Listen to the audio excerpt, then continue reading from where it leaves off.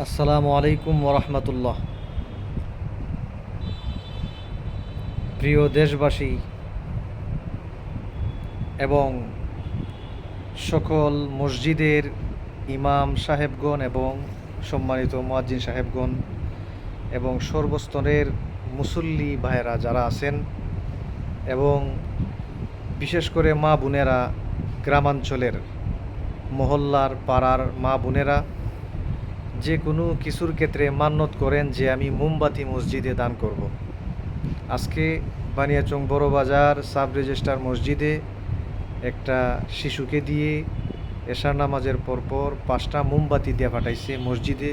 কবিরাজ নাকি বলছে মোমবাতি মসজিদে দেওয়ার জন্য।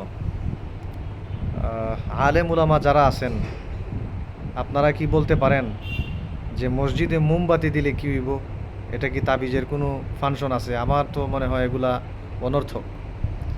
মসজিদের কল্যাণের জন্য যদি কোনো কিছু দিতেই হয়, দান করতেই হয়, মোমবাতির প্রচলন যেহেতু চলে গেছে, সেজন্য বৈদ্যুতিক বাতি, কারেন্টের বাতি মসজিদে মাদ্রাসায় দান করতে পারেন।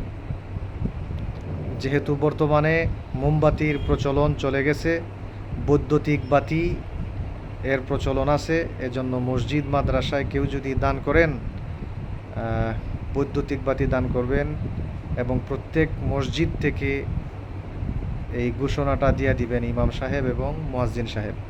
কারণ দেখা যায় 5 টাকা 10 টাকা দিয়া 15-20 টাকা দিয়া মোমবাতি কিনে, কিন্তু ওই মোমবাতি কাজে লাগে না। দোকানদারের কাছে নিয়ে গেলে বলে আমার মোমবাতি তো বেচতে পারি না। শুকরিয়া, সকলকে ধন্যবাদ। আসসালামু আলাইকুম।